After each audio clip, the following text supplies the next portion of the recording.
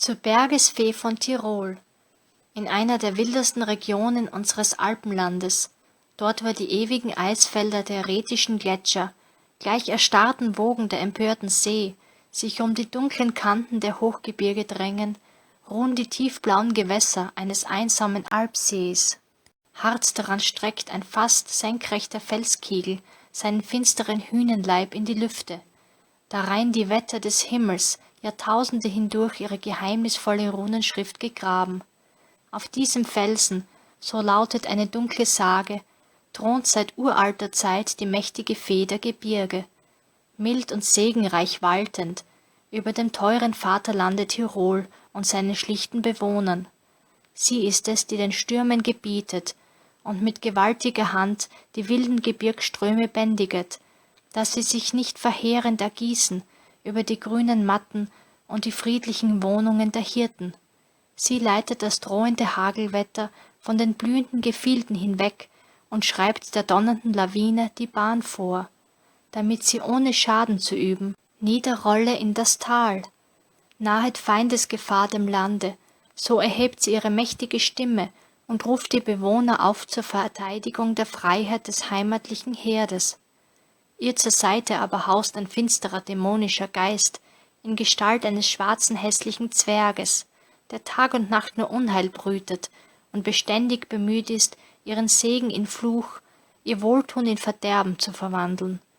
In heiteren Sommerabenden, wenn die letzten Glutblicke der Sonne die Zacken der Eisberge verklären, kann man wohl auf Augenblicke das seltsame Paar auf der schwindelnden Kuppe des Felsens erschauen.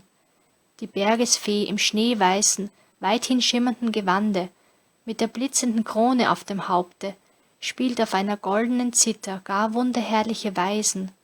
Ihre Wange flammt wie von der Glut der Alpenrose überhaucht, und ihr Auge strahlt von jenem unbegrenzten Wohlwollen, wovon ihr ganzes Wesen überströmt. Der Zwerg kauert zu ihren Füßen und kämmt mit einem silbernen Kammer ihr reiches Goldhaar. Tückisch lauernd ist sein Blick, und in seinem widerlichen hämischen Gesichte spricht sich die schwärzeste Bosheit aus. Hoch über den beiden kreiset ein gewaltiger Aar in den Lüften, mit scharfem Auge in die Kunde spähend, und das Saitenspiel der Bergfee mit seinem rauschenden Flügelschlage begleitend. Solange die wundervollen Saitenklänge herniedertönen vom Felsenkamme, ist der dämonische Zwerg aller Macht beraubt, und das Land umher kann sich ungestört des reichen Segens erfreuen, den die wohltätige Fee ihm spendet.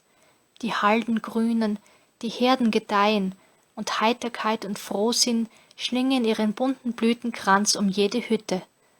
Kaum sinkt jedoch unter dem Zauberkamme des Zwerges die Fee der Gletscher auf den Felskamm hin zu kurzem Schlummer, so weht ein eisiger Wind von allen Höhen, und die lachenden Matten ersterben fast urplötzlich unter feinem Hauche.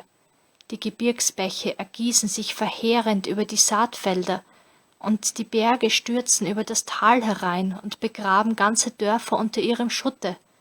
Der finstere Zwerg würde in seiner Bosheit das ganze Land verderben, wenn nicht der Adler aufmerksame Wache hielte und die schlummernde Fee noch zu guter Stunde emporrüttelte mit seinen mächtigen Fängen, worauf sie wieder in ihre Zither greift und mit ihren Zaubertönen die entfesselten Elemente in friedliche Bahnen lenkt.